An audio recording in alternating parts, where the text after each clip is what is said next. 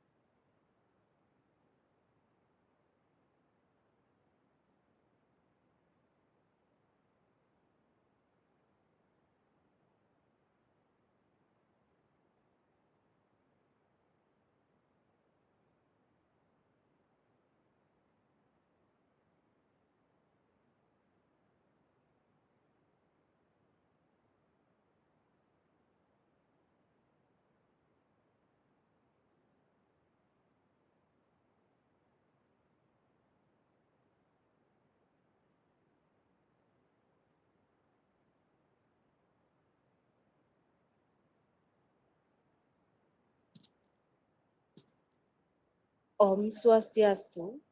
Assalamualaikum warahmatullahi wabarakatuh. Shalom nama budaya, salam kebajikan untuk kita semua. Selamat pagi, yang terhormat Bapak Wakil Rektor Bidang Akademik Universitas Udayana, yang kami hormati Ibu Kepala UPT Perpustakaan Universitas Udayana, yang kami hormati Bapak Narasumber Turnitin Muhammad David Lung, serta seluruh peserta workshop dan teman-teman pustakawan yang kami banggakan.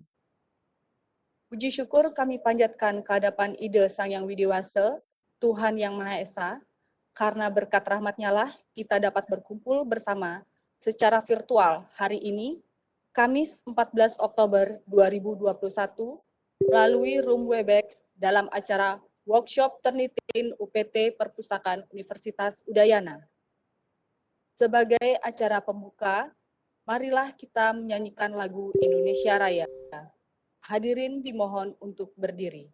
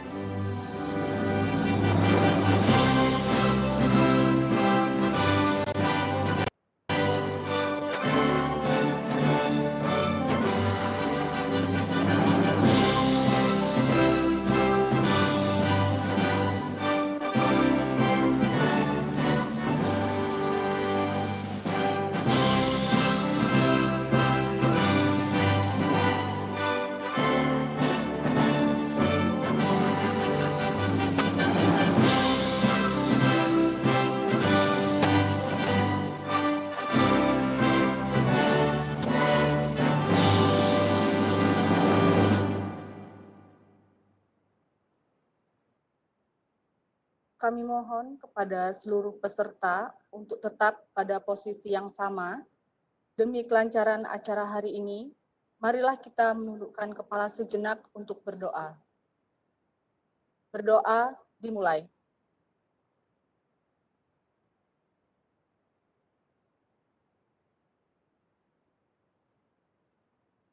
Doa selesai. Hadirin dipersilakan untuk duduk kembali.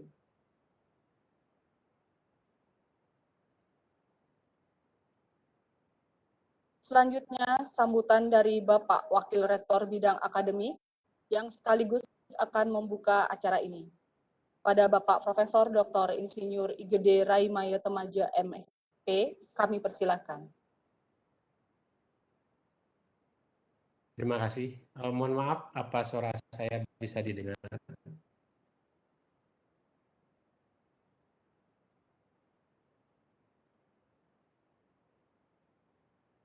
Bisa nih Pak, bisa. Oke, terima kasih. Om Swastiastu. Assalamualaikum warahmatullahi wabarakatuh. Salam nama budaya, salam sejahtera bagi kita semua. Selamat pagi. Yang saya hormati Ibu Ketua UPT Perpustakaan, kemudian narasumber, juga Bapak Ibu peserta workshop Turn 18 pagi ini yang saya hormati juga.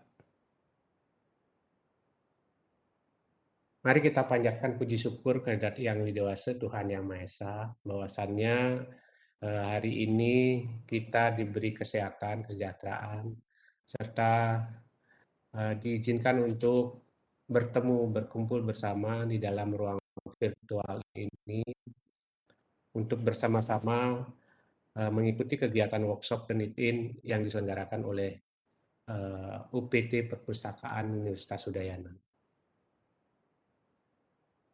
Bapak Ibu sekalian, Turnitin merupakan salah satu perangkat yang berbasis web atau berbasis situs ya, yang menyediakan fasilitas untuk menguji indeks kemiripan atau similarity check naskah berbentuk tulisan dengan tujuan untuk mencegah tindak plagiarisme dan juga menjaga originalitas tulisan. Saat ini originalitas karya ilmiah semakin ditekankan dan menjadi persyaratan bagi mahasiswa dan juga dosen berkaitan dengan kenaikan jabatan dosen serta untuk meningkatkan mutu karya ilmiah seluruh sivitas akademika. Nah, hal ini memerlukan dukungan semua pihak untuk membangkitkan kesadaran di kalangan sivitas akademika agar lebih berhati-hati dalam melakukan pengutipan data kalimat yang bersumber dari berbagai referensi. Nah, selain itu penting untuk mengetahui cara pengutipan secara benar dari sebuah sumber yang dijadikan bagian dari karya ilmiah. Bapak Ibu sekalian, para dosen yang ingin mengikuti kenaikan jabatan, karya ilmiahnya mesti direview, divalidasi untuk memenuhi persyaratan termasuk menguji plagiarisme artikel atau karya ilmiah, baik itu kategori nasional, internasional, semua itu bisa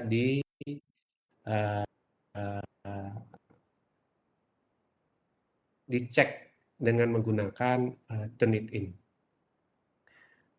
Maka oleh sebab itu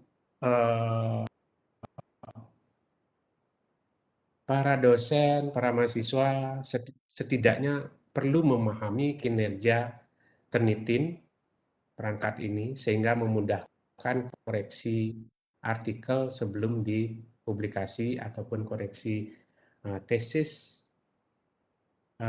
skripsi, dan disertasi. Bapak Ibu peserta sekalian, dilakukan untuk mengurangi plagiarisme, dan dalam workshop ini akan menggunakan tools Turnitin Karena dengan tools ini kita dapat mendeteksi apakah naskah tersebut sudah ada atau tidak dengan yang ada di situs di web atau di bank data. Alat ini sangat penting dalam rangka pencegahan praktis dan cepat karena dalam waktu singkat kita bisa mengetahui tingkat kesamaan sebuah naskah dan kita mengetahui sumber kesamaannya tersebut.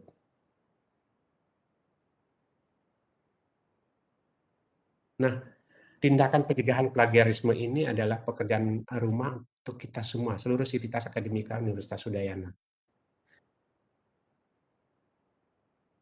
Dengan tujuan itulah, perpustakaan atau UPT Perpustakaan Universitas Udayana berlangganan Turnitin yang merupakan web-based platform sebagai tools cek kemiripan atau kesamaan, similarity tadi.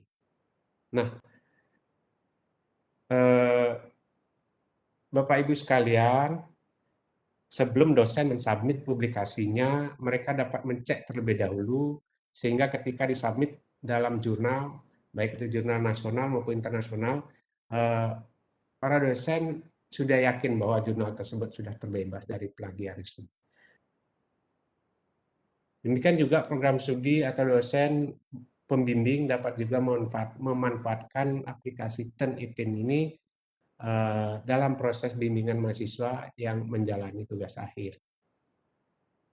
Peserta workshop sekalian, untuk tujuan mulia inilah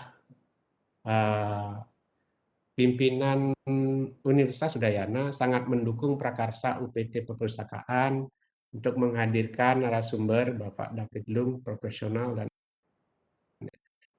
Education Service Consultant dari Turnitin. Sebagai narasumber yang akan nanti menyampaikan fitur-fitur yang ada di Turnitin, kemudian di sana kita, para peserta, berinteraksi, usahakan bertanya sebanyak-banyaknya terkait dengan Turnitin ini yang nanti akan membantu kita dalam hal melakukan recheck terhadap karya-karya ilmiah kita. Penghargaan dan rasa hormat yang sebelumnya Bapak Turnitin bersedia berbagi dengan kami di Universitas Udayana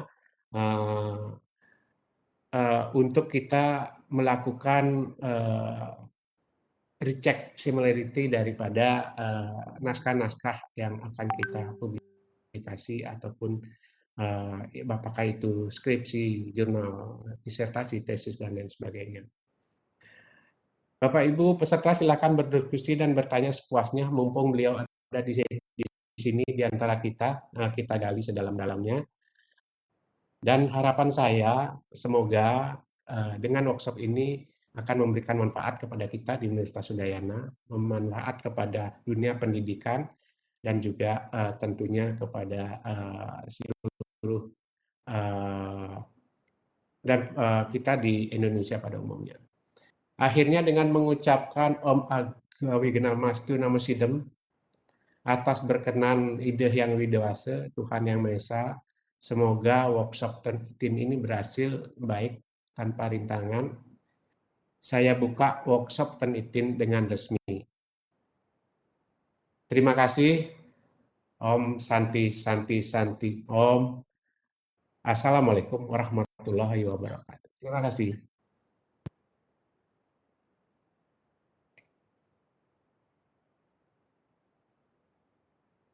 Demikian tadi acara pembukaan workshop pada hari ini. Kami mengucapkan terima kasih atas kesediaan Bapak Wakil Rektor yang telah berkenan untuk membuka acara ini. Selanjutnya, apabila Bapak memiliki kesibukan lainnya, kami perkenankan untuk meninggalkan acara ini. Terima kasih, mohon izin Bapak David, Bapak narasumber, Pak David, ya, terima kasih sudah hadir. Saya pamit Bapak Ibu, izin live. Terima kasih, Prof. Nih.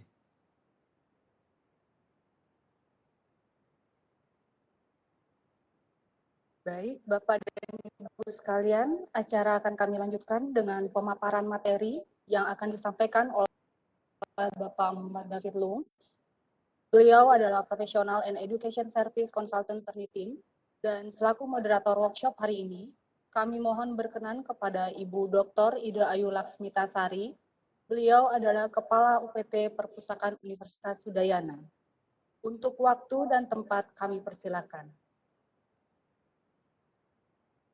Terima kasih MC untuk waktu dan kesempatannya. Om Swastiastu. Assalamualaikum warahmatullahi wabarakatuh. Salam sejahtera untuk kita semua. Shalom, Namo Buddhaya.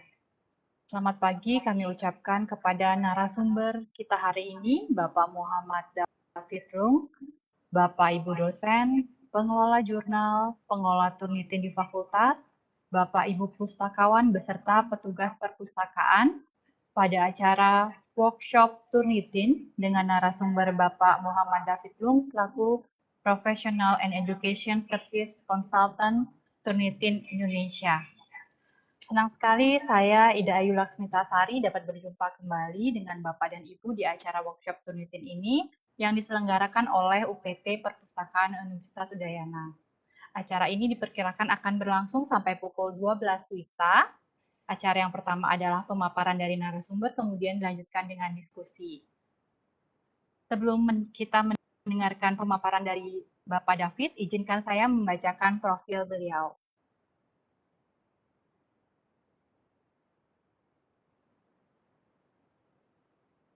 Ya, ini adalah profil beliau. Nama lengkap Muhammad David Lung, yang merupakan Professional and Education Services Consultant Turnitin Indonesia.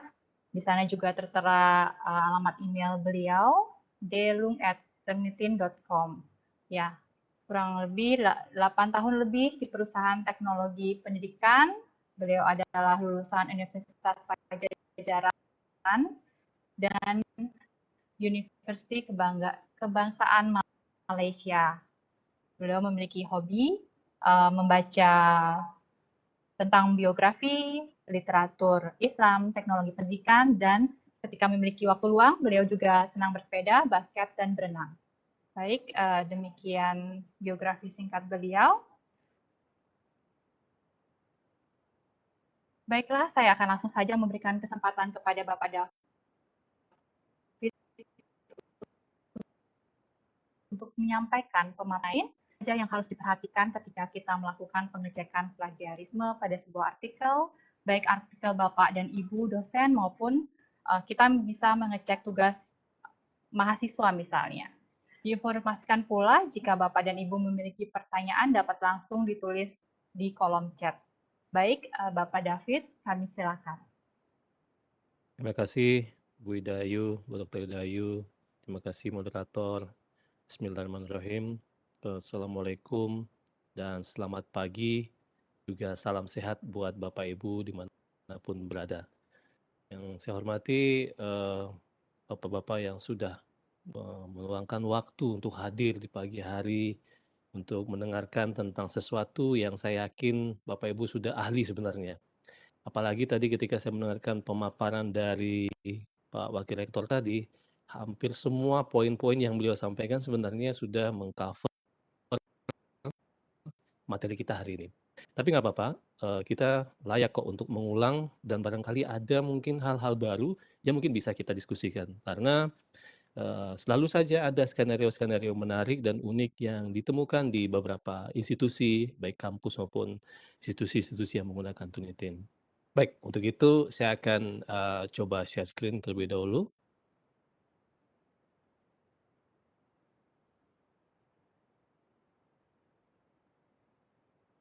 Oke, mudah-mudahan kelihatan ya. Bu Ida Ayu boleh dikonfirmasi Bu, kelihatan Bu? Ya, terlihat dengan jelas Baik. Bapak. Terima kasih. Kita sesi pagi ini banyak mungkin pengulangan-pengulangan yang akan kita bahas, tapi penting sekali karena masih saja di beberapa institusi, bahkan di Indonesia secara keseluruhan, masih saja banyak yang keliru menginterpretasi apa itu Turnitin Similarity Report nanti yang ditampilkan dengan Turnitin Feedback Studio Bapak Ibu semuanya. Di sini kita akan tunjukkan juga workflow bagaimana sih caranya agar tools ini, seperti disampaikan Pak Wakil Rektor tadi, yang namanya tools, alat tentu untuk mempermudah, bukan untuk menghambat, bukan untuk membuat stres. Karena jujur saja kami banyak sekali mendapatkan email baik dari mahasiswa maupun dosen yang mengatakan stres dengan platform Turnitin ini. Stres karena mungkin belum memahami dengan benar bagaimana menggunakannya. Seperti disampaikan tadi, nama saya Muhammad David Lung dari Departemen PIS untuk Turnitin Indonesia yang baru didirikan di bulan Mei 2020 lalu. Nah, poinnya di sini sebenarnya adalah seperti yang disampaikan Bapak Wakil Rektor tadi, sebelum kita masuk ke materi kita, ini hanya tools, ini hanya alat. Bapak Ibu bisa bayangkan, sebilah pisau kalau seandainya jatuh ke tangan chef, tentu dia akan menjadikan pisau itu sebagai tempat atau alat untuk memasak atau meracik makanan yang luar biasa. Bisa dibayangkan kalau seandainya pisau ini jatuh ke tangan balita, tentu ini menjadi sesuatu yang berbahaya. Artinya yang paling penting di sini bukanlah seberapa canggih teknologi yang Bapak Ibu gunakan, tapi yang paling penting adalah seberapa canggih diri kita dan kita mengupgrade diri kita untuk menggunakan ini dalam memeriksa karya orang lain maupun karya kita sendiri. Karena memang sering juga digunakan untuk memeriksa karya kita sendiri. Oke, agenda kita singkat dan mudah-mudahan nanti ini lebih banyak diskusinya ya. Jadi tidak hanya satu arah dan lebih banyak nanti dari Bapak Ibu untuk menyampaikan pertanyaan atau diskusi dan kita awali nanti dengan definisi plagiarisme. Lalu yang paling penting juga nih, plagiarisme versus text similarity. Apakah ini sama atau dua hal yang berbeda? Kemudian kita lihat feedback studio ini sebagai apa, lalu perannya siapa aja, dan juga kita akan lanjut cara kerjanya, lalu file-file yang sudah kita gunakan umumnya apakah bisa diterima atau ada yang harus dikonversi atau ditransfer terlebih dulu. Nanti kita akan tunjukkan dengan login ke turnitin.com. Bapak Ibu boleh ikutan, juga boleh tidak, karena nanti saya akan melakukannya dengan kecepatan saya. Tentu kecepatan kita akan berbeda-beda di sini. Dan mudah-mudahan nanti kalau saya ini terlalu cepat, Bapak Ibu bisa menonton ulang rekaman dari sesi ini. Nah, setelah kita tunjukkan nanti membuat kelas, lalu menambah siswa, kemudian membuat assignment, dan mengupload karya, lalu kita akan lihat navigasi apa saja yang digunakan. Yang terutama tentunya navigasi similarity report untuk menginterpretasi kemiripan yang ada di dalam suatu karya. Nah, di sini di Universitas Udayana ada dua nih. Selain dari similarity report juga ada grade mark. Sayangnya belum ada ITS rater. Mungkin ke depannya ya kalau memang diperlukan. Terakhir, selain nanti dari rekaman sesi yang ada juga pelatihan ini yang bisa Bapak Ibu cermati, juga Bapak Ibu nanti kita akan tunjukkan kemana sih kita bisa mengakses help ataupun panduan-panduan. Ya nanti saya akan kirimkan email follow up nanti kepada tim perpustakaan yang sudah berusaha untuk mengadakan acara ini dan ini acara yang penting sekali karena kami melihat bahwa ketika perpustakaan bergerak aktif dengan semua elemen-elemen yang ada di institusi, peningkatan integritas akademik ini akan terlihat tentu tidak dalam waktu pendek ya karena ini bukanlah kalau saya biasa menyebut proyek Sangkuriang. Satu malam kita bisa membalikkan sebuah gunung menjadi sebuah kawah. Gak bisa. Ini harus pelan-pelan dan memang harus diseriuskan. Oke, kita mundur. Ya, definisi plagiarisme. Nah, ini salah satu kunci bagaimana nanti kita bisa dengan mudah dan tidak keliru dalam menginterpretasi similarity yang ada di Turnitin. Kita mengambil ini dari online dictionary-nya Merriam-Webster. Ketika seorang memplagiat, katakanlah penulis pemula, mahasiswa lah kalau begitu. Artinya mahasiswa tersebut mengambil atau menggunakan ide-ide atau kata-kata orang lain, karya orang lain, dan dia nggak mengkredit sumbernya, nggak mengatakan ini dari siapa, punya siapa, dan dia seolah-olah mengakui itu sebagai milik sendiri. Nah, ini tadi juga masuk dalam poin yang disampaikan oleh Pak Wakil Rektor tadi, bahwa bagaimana mengutip yang benar. Nah, ini yang salah satu poin kuncinya. Bukan hanya teknik saja di sini nanti yang akan dibenahi, tapi juga sebenarnya apakah penulis tahu bahwa dengan melakukan ini dia sudah melakukan sesuatu tindakan yang tak berintegritas, tepatnya tak bermoral, yaitu mencuri. Ya, untuk melakukan pencurian karya, seterusnya. Banyak sekali, nggak hanya karya-karya ilmiah, karya-karya seni juga banyak yang telah dilakukan plagiat, baik musik, film, dan karya-karya seni lainnya. Tentu ini sesuatu yang harus kita berantas ataupun kita lakukan tindakan pencegahan sejak dini.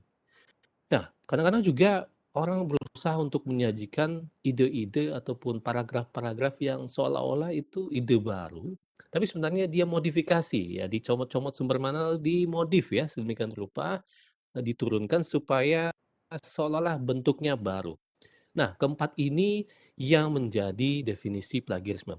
Dan definisi plagiarisme ini sekarang meluas beberapa tahun terakhir bahwa bukan hanya mengambil atau meminjam karya orang lain, tapi juga karya manapun, termasuk karya kita sendiri. Makanya ada self-plagiarism.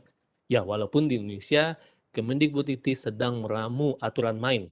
Karena dulu sempat heboh ya, bahwa ada salah seorang rektor yang lolos karena memang aturan mainnya tidak ada, panduan-panduannya jelas ada bahwa self plagiarism is plagiarism, baru panduan, belum sampai ke tahap aturan sehingga tidak bisa dilakukan. Tapi untuk mencegah ini terjadi di kemudian hari atau menjadi excuse atau menjadi suatu hal yang permisif, lah itu saja rektor bisa lolos. Kalau saya nggak apa-apalah kalau kayak gitu.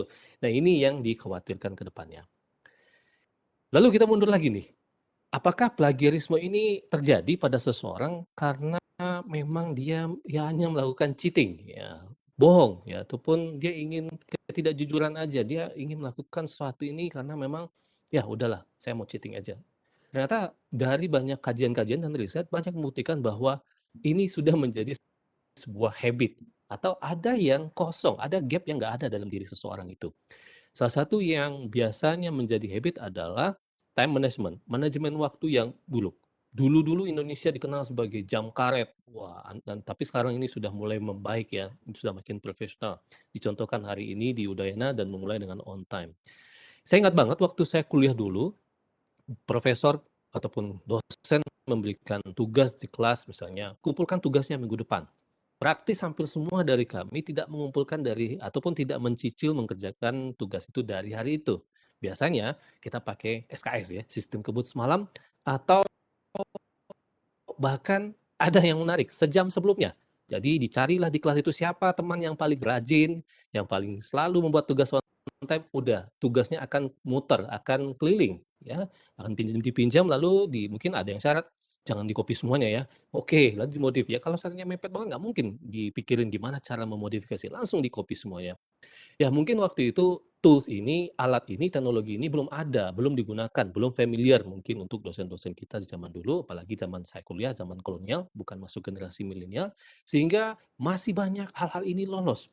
Ya, karena lolos, wah lolos nih. Lalu dicoba lagi, dicoba terus, lalu sehingga menjadi kebiasaan, sehingga kebiasaan ini yang menjadi sesuatu yang nggak tahu lagi nih, apakah ini benar atau salah, moral kompasnya udah nggak jalan, sehingga ketika nanti menjabat menjadi atau meloncat menjadi elit akademisi, baru ketahuan. Entah itu ketika mengajukan guru besar, atau mencalonkan rektor, atau menjadi pimpinan di sebuah organisasi dan segala macam. Dia di politikus juga banyak nih kasus-kasus plagiasi. Ini salah satunya, manajemen waktu yang buruk. Nah, lalu skill. Nah, skill yang tidak biasa atau memang ya dicuekin aja atau memang ada institusi. Saya yakin institusi nggak ada nih yang membiarkan mahasiswanya tidak biasa nih skillnya. Skill citasi, skill parafrase, skill bagaimana mengeluarkan pemikiran kritis atau argumentasi dalam pikiran kita ke dalam bentuk tulisan. Nah, ini bukanlah sesuatu yang bisa kita bawa sejak lahir. Sejak lahir sudah ada bakat. Enggak, skill beda. Skill sesuatu yang harus kita latih. Seperti katakanlah bersepeda ya. Bersepeda itu nggak bisa kita langsung tiba-tiba lahir, langsung kita bisa gowes sepeda. Nggak, harus dilatih. Dan lebih ideal lagi, selain melatihnya, harus ada pelatihnya, harus ada pembimbingnya, harus ada yang mendampinginya untuk mengatakan, jangan gitu, kalau gitu nanti itu bahaya. Ngerem seperti itu, kamu bisa jungkir balik. Hal-hal seperti ini yang masuk kategori personalized feedback. Nah, banyak riset juga, banyak kajian juga, baik internal di suatu institusi maupun dilakukan oleh Trinitin, ternyata mahasiswa mengeluhkan kami nggak dibimbing dengan baik. Kami nggak diberikan feedback, kami hanya divonis, Pak. Trinitin ini malah jadi aplikasi yang zalim. Wah, baru 2 hari yang lalu, kami dapat email dari salah seorang mahasiswa yang mengatakan Turnitin menghambat tugas akhir saya dan ini aplikasi sangat zalim. Nah, ini ada dua sisi. Bisa saja memang dosennya keliru dalam menerapkan Turnitin atau memang mahasiswanya banyak melakukan copy. Jadi dua sisi, nggak mungkin salah mahasiswa saja, nggak mungkin salah dosen juga. Nah, personal feedback inilah yang penting. Dan salah satu fiturnya ada di Turnitin dan mohon dimanfaatkan. Nanti kita akan tunjukkan. Lalu kalau untuk level kepercayaan diri, ya jelas kalau seandainya personal feedback ada, diberitahu, David, tulisan kamu parah, ini bahaya, lalu diperbaiki, wah sudah mendingan David. Lalu diteruskan sehingga mahasiswanya menjadi percaya diri. Atau jangankan mahasiswa lah, penulis pemula yang dimentorin oleh penulis ataupun peneliti-peneliti senior. Wah ini sudah mendekati nih, ini udah bisa nih naik level Sinta 4 atau nanti Scopusnya bisa tinggi dan segala macam. Tentu ini yang diperlukan. Apalagi kalau vocabulary dan grammar di Indonesia bahasa Inggris bukan menjadi bahasa pertama atau kedua, masih menjadi bahasa asing ya karena kita masih non English speaking countries.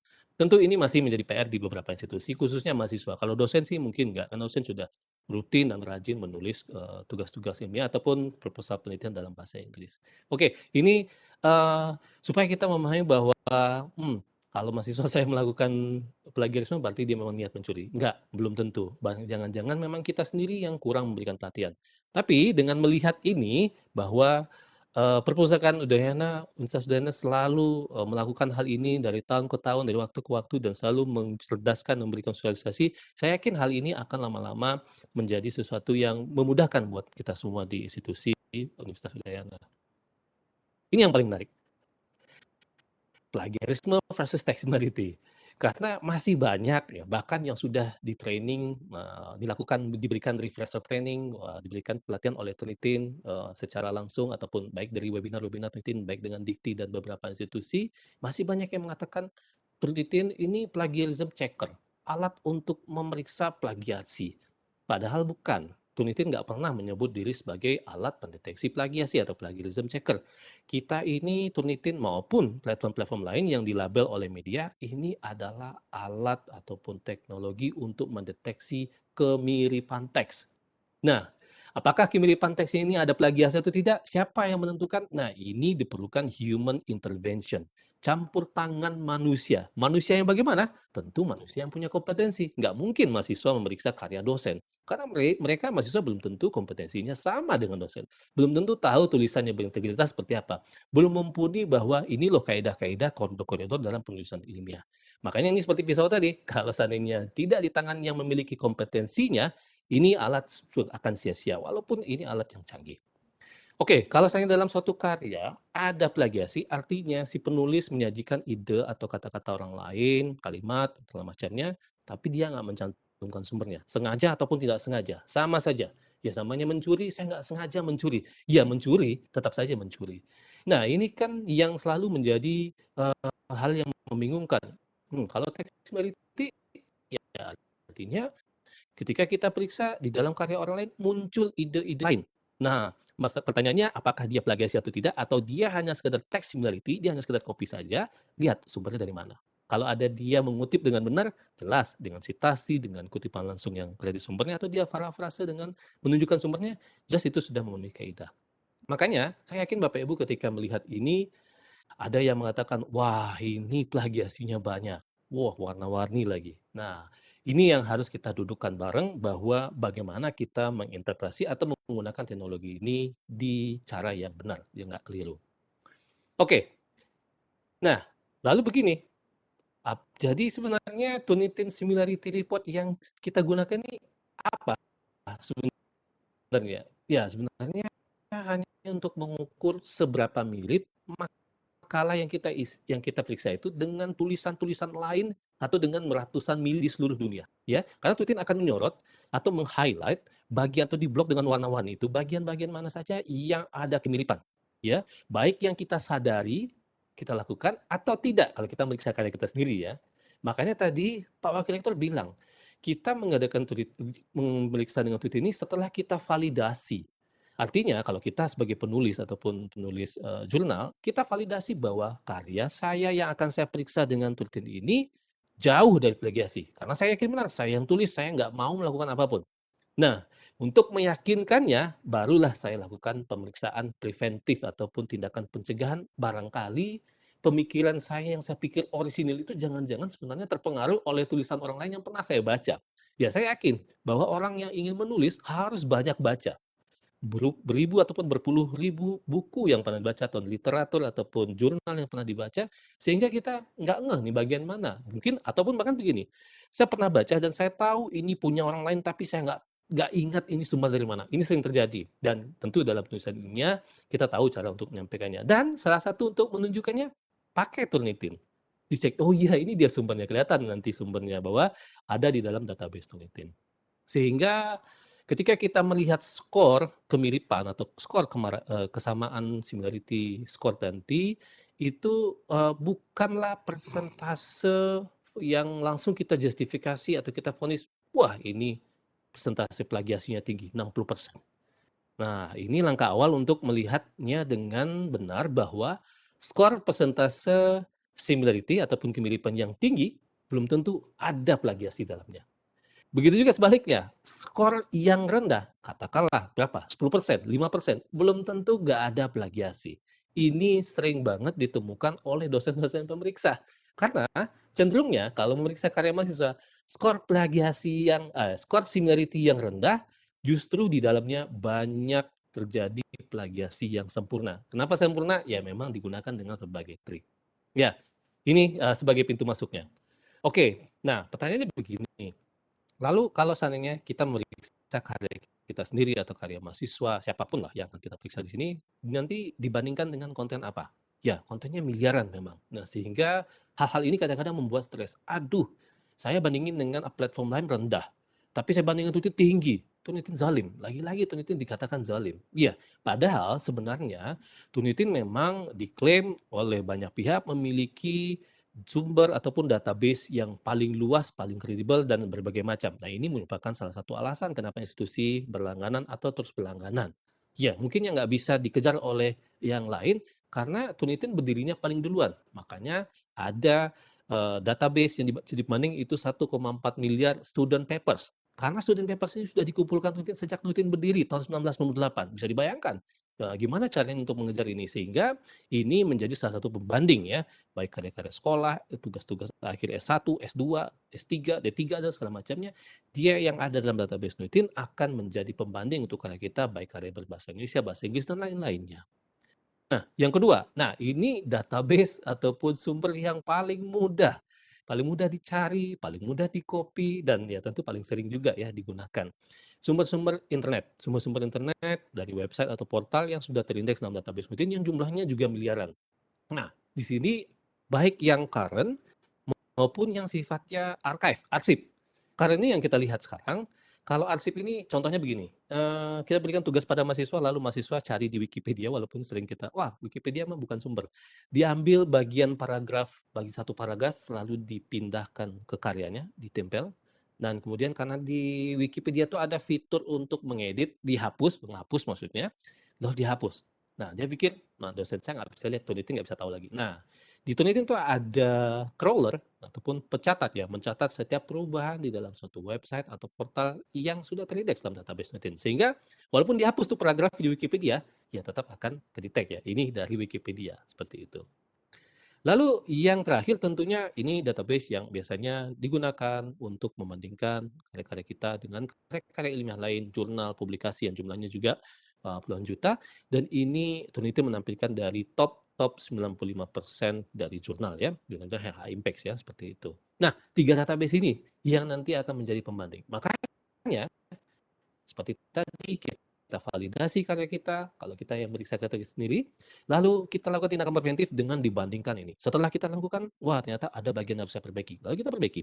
Lalu kita cek ulang. Nah setelah itu kita yakin pede, barulah kita berani ataupun dengan cek yakin, nah saya yakin ini 90% akan diterima lah. Tapi ada hal lagi, karena nanti beda publisher, mereka bisa meletakkan beda-beda untuk aturan filter, bagaimana mereka memfilter. Nah ini juga PR juga, kita harus banyak komunikasi, atau kita harus banyak bertanya, publisher ini mereka ambang batasnya berapa ya, karena ambang batas ini tidak ada aturan bakunya. Bahkan Turnitin pun, saya yakin nanti akan ada yang bertanya, di sini saya potong dulu ya, bahwa berapa sih ambang batas yang boleh diterima, ambang batas similarity, bukan ambang batas plagiasi ya, ambang batas similarity. Peneliti nggak pernah sarankan berapa batas. Di seluruh dunia nggak ada aturan mainnya karena beda institusi. Jangankan beda institusi, beda kementerian pendidikan aja bisa beda. Kementerian pendidikan di Indonesia dengan kementerian pendidikan di Filipina dan di negara lain itu bisa beda-beda membatas untuk jabatan-jabatan dosennya, misalnya untuk jakfung, untuk dari rektor kepala, guru besar dan segala macamnya. Oke. Nah, ini yang biasanya jadi pertanyaan. Berarti kalau seandainya ini adalah alat untuk mendeteksi kemiripan, berarti ada dong kemiripan-kemiripan atau similarity yang sering muncul. Sebenarnya itu hal yang bisa saya kecualikan. Misalnya saya memeriksa karya mahasiswa. Oh, ini kan bisa saya kecualikan? Ya bisa dong. Yang paling umum tentunya yang sudah kita ketahui dalam koridor penulisan ilmiah, yang umum dilakukan orang untuk mengecualikan adalah quotes, kutipan langsung. Tapi ada syaratnya, sepanjang kutipan langsungnya sudah mengkredit sumbernya. Kalau kita meriksa karya mahasiswa ada kutipan langsung yang nggak ada sumbernya, ya kita kembalikan. Ini mana kutipan langsungnya? Kamu ini udah masuk nih kategori plagiasi yang nggak disengaja nih. Oh iya, siap Pak dosen, Bu dosen. Diperbaiki, barulah nanti kita pastikan, wah semua kutipan langsung sudah aman, baru kita aktifkan fitur exclusion. Fitur exclude ya, atau fitur untuk memfilter bahwa kutipan langsung tidak dimasukkan dalam perhitungan similarity skor akhir. Yang kedua, daftar pustaka dan sitasi. Nah, ini yang juga paling sering membuat bingung. Ini gimana sih Turnitin? Daftar pustaka dan sitasi kok dianggap plagiasi. Nah, ini yang harus diluruskan. Kekeliruan pemahaman ini ya, bahwa sekali lagi yang di-highlight ataupun di-block oleh Turnitin bukanlah plagiasi, adalah kemiripan teks. Nah, karena daftar pustaka, sitasi, catatan kaki semuanya itu adalah teks, kecuali di-image-kan ya. Nah, ini masuknya bukan plagiasi, manipulasi untuk menutupi plagiasi. Ini lebih berbahaya lagi, double dosanya, kuadrat dosanya. Nah, daftar pustaka, ya karena daftar pustaka, loh kan daftar pustaka saya sudah gunakan teknologi reference manager, Zotero, Mendeley, dan segala macam ya. Pertanyaannya, reference manager hanya untuk mengatur, misalnya mengatur bahwa stylenya APA, MLA, Tulbian, dan segala macam. Bukan untuk menghasilkan satu daftar pustaka yang unik untuk setiap orang. Kecuali misalnya Bu Ida Ayu bikin karya ilmiah mengambil satu sumber yang sama dengan saya, lalu sumber yang daftar pustaka yang dihasilkan dengan Zotero atau Mendeley beda antara saya dengan Bu Ida Ayu untuk penulisannya, yang nggak mungkin ya, stylenya APA ya APA, MLA dan segala macam. Nah, Turnitin mengabaikan semua style tersebut, yang penting misalnya sama. Artinya begini, kalau karya-karya yang bagus, jangankan yang bagus, yang kurang bagus pun banyak yang merujuk, apalagi karya bagus, sehingga banyak penulis-penulis jurnal di seluruh dunia yang merujuk sumber tersebut, sehingga menampilkannya, ini loh sumber-sumber yang sudah saya pakai. Artinya di dalam kotak ataupun bagian referensiasi ini sebenarnya tempat untuk seseorang menunjukkan kejujurannya. Makanya tidak tepat kalau kita mengatakan, loh Turnitin melabel ini sebagai plagiasi. Enggak, sekali lagi. Nah, makanya di Turnitin ini ada fitur untuk mengecualikan bagian daftar pustaka dan sitasi sepanjang kita sudah memeriksa. Kalau untuk tugas mahasiswa justru di sini penting kita untuk periksa apakah mahasiswa saya sudah mensitasi dengan benar. Atau jangan-jangan dia ngarang-ngarang saja daftar pustaka. Contohnya misalnya jurnal konten sudah ketemu. Nah, ini kan jatuhnya fabrikasi ataupun sesuatu yang manipulasi. Nah, hal-hal seperti ini yang mungkin kelihatan sepele, ini merupakan kalau kita biarkan ini pintu masuk untuk kejahatan-kejahatan penulisan yang lebih tinggi lagi. Ini yang harus kita cermati malah di bagian daftar pustaka. Oh, mentang-mentang ada fitur exclude, udah exclude aja lah bagian daftar pustaka. Ya, enggak. Kita harus periksa khusus untuk meriksa karya mahasiswa. Kalau karya kita sendiri, ya karena untuk penulisan penelitian ya biasanya kita udah tahu bahwa ini sesuatu yang sudah kita tampilkan dan kita bisa pakai itu untuk mengira-ngira kira-kira publisher nanti kecualikan bagiannya mana. Kita hanya bisa mengira, nggak bisa memastikan, karena yang bisa memastikan nanti di publisher mereka akan cek lagi. Nanti untuk pengurusan jakfung, ya mereka akan cek lagi. Tapi nanti ada tips-tipsnya. Oke, nah ini juga nih fakta-fakta umum. Ini kenapa nih Turnitin dua kata, contohnya kota Bali. Loh, kok ini di blog juga? Wah, ini kok dianggap plagiasi? Ini kan sesuatu yang umum. Nah, atau judul lah, atau di abstrak itu jurnal ini dibuat dengan tujuan, nah ini kan suatu kata yang berulang-ulang. Atau jangan gitu, di bab 1, di bab 2, ini rumus. Loh kok Newton kok highlight ya? Rumus E sama dengan MC kuadrat. Nah, ini dia fakta-fakta umum yang sering muncul, atau bahkan ada terminologi-terminologi yang tidak bisa diparafrasekan, baik itu dalam bentuk kalimat ataupun bentuk iringan kata saja. Sulit diparafrasekan, khususnya untuk jurnal jurnal tertentu ataupun bidang-bidang tertentu. Jurnal kedokteran misalnya. Wow, itu banyak sekali tuh terminologi-terminologi, nama mikroorganisme yang panjang-panjang, tentang penjelasan tentang suatu penyakit dengan terminologi yang panjang yang sebenarnya itu hal umum di dalam medis, ya kita karena orang yang bukan medis kita menganggap itu hal yang spesifik. Enggak. Tapi orang jurnal medis ketika dia periksa dia tahu ini suatu yang umum. Nah, makanya untuk mengecualikan ini diperlukan pemahaman bahwa ini hal yang umum. Contohnya kalau kita lihat dalam sebuah kalimat nih, ibu kota negara Republik Indonesia adalah Jakarta. Ya nggak perlu dicarikan kreditnya sumbernya mana lagi, karena ini nggak bisa. Siapa yang pertama kali menuliskan ibu kota negara Republik Indonesia adalah Jakarta? Ini sesuatu yang sudah berlaku umum, bahkan juga bagaimana kalau rumus-rumus, Pak? Ya kalau rumus-rumusnya rumus-rumus yang sifatnya panjang dan semacam, jelas kita harus ada sumbernya atau yang nggak umum. Kalau rumusnya misalnya ya seperti rumus Einstein lah, E sama dengan MC kuadrat, nggak mungkin dibikin citasi lagi, ataupun tentu kita bisa kecualikan, nggak harus ditambahkan Einstein tahun misalnya 1912 seperti itu. Ya nggak perlulah kita sampaikan seperti itu. Ini perlunya intervensi pemeriksa yang punya kompetensi.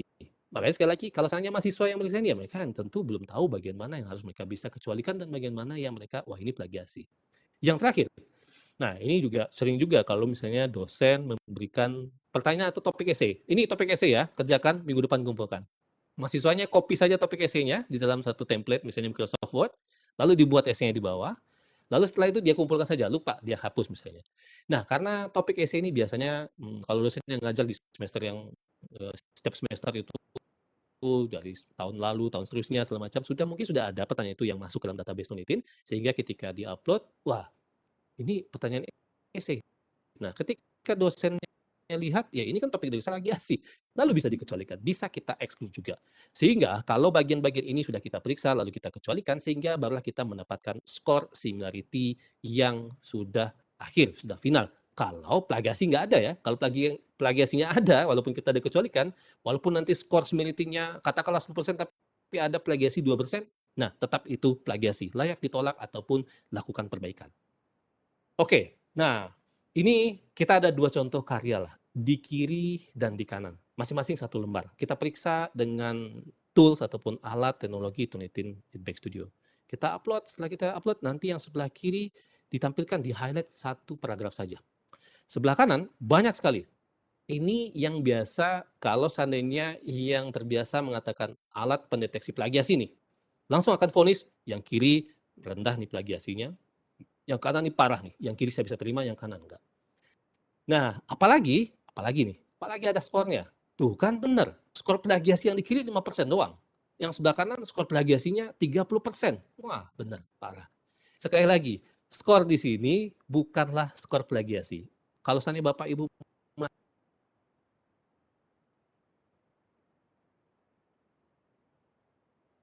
masih ada, saya yakin nggak ada ya. Kalau masih, stop. Kalau pertanyaannya begini, berapa skor plagiasi yang diizinkan dunia internasional? Nggak usah internasional ya, kecamatan lah. Kecamatan kita misalnya kecamatan mana ya, atau kecamatan Badung segala macam. Kalau kita tahu ini bahwa skor plagiasi itu pasti kita sepakat harus 0,0001% pun nggak boleh ada dalam satu karya. Kalau memang ini yang ditampilkan skor ya. Kalau seandainya ini skor, dua-dua karyanya skor plagiasi, ya ini ditolak. Oke. Bagaimana kita memahaminya? Kita lihat, kita periksa ke dalam, kita nggak boleh berhenti, hanya ketika tampil skornya kita harus masuk, kita harus periksa. Ternyata yang 5% yang mungkin kita duga ini rendah, ya tidak ada plagiasi, ternyata ini murni word for word plagiarism. Kata demi kata yang di plek-plek kalau bahasanya, di copy saja di sini, copy paste ataupun copas tanpa memberikan citasi. Ini kreditnya dari mana, dengan teknik kutipan langsung kah atau dia memparafrase? Nggak ada sama sekali. Ya, ini copas. Walaupun 5%, walaupun nanti Bapak Ibu melihat 1% sekalipun, kalau dia plagiasi, ya plagiasi. Ya, kan nggak ada bedanya. Mencuri 1.000 perak dengan 1.000 rupiah dengan mencuri 1 miliar, iya sama-sama mencuri. Mungkin hukumannya yang berbeda ya, berat atau ringannya yang berbeda. Tapi ya itu mencuri, ya di mata Tuhan sama aja. Kalau yang di kanan, nah sekarang kita lihat, yang tadi mungkin kita duga nih plagiasinya tinggi. Ternyata yang paling atas, ya topik esai dari dosen. Ketika dosen periksa, oh iya ini topik dari saya. Oke, saya kecualikan. Turun dia. Lalu dia lihat lagi, wah ini yang di-highlight kan citasi, bahwa ya penulis menunjukkan bahwa dia nih meminjam ataupun argumen ini untuk memperkuat argumennya dari Harvard School of Public Health 2019. Oke, dia exclude, dikecualikan juga. Turun lagi. Lalu dia lihat, wah ada fakta umum di sini. Iya lihat, apa ini? Ini apples are a good source for nutrition. Ya semua orang tahu bahwa jangan orang dewasa, anak kecil juga tahu bahwa apel merupakan salah satu sumber nutrisi. Ya nggak perlu dicarikan kreditnya. Ini kreditnya mana nih? Misalnya penulisnya David, mana kreditnya? Ya bisa sampai bertahun-tahun nggak bakal ketemu nih. Siapa yang pertama kali mengatakan bahwa apel adalah sumber nutrisi? Ya, tentu ini sulit. Ini suatu yang sifat umum. Atau misalnya judul yang kebetulan mirip tapi variabel-variabelnya beda. Misalnya judul tentang memetakan pendapatan di daerah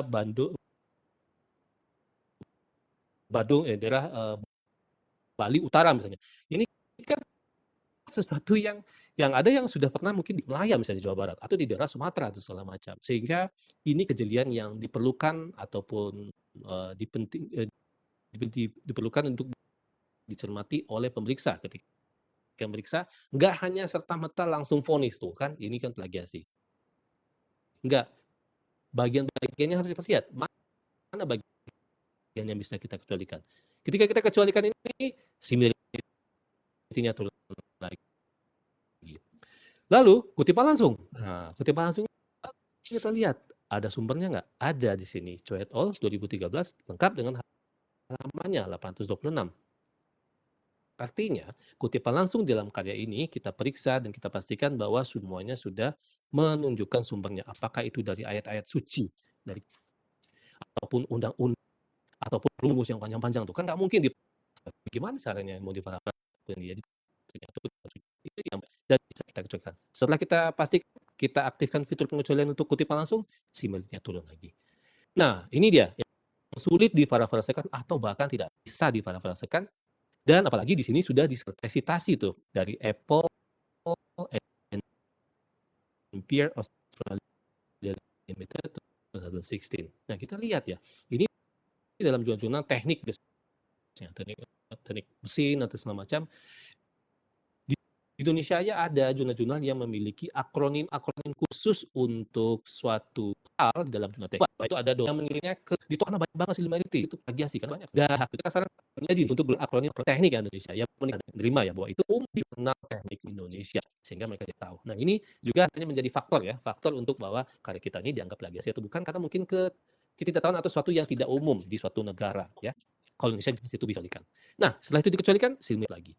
Lalu, bagian data besar setelah dipastikan, kalau bisa kita pastikan bahwa tidak ada yang merupakan fabrikasi yang dikarang-karang. Kadang-kadang kan dosen kali ini minimal 6 sumber ya, dan nggak boleh lebih dari 5 tahun misalnya. Seperti waduh, karena waktunya. Nah, ini pengolahan waktunya buruk, lalu tinggal 2 lagi, dari karang aja lah. Yang satu dikarang, yang satu lagi dapat dicomot di internet.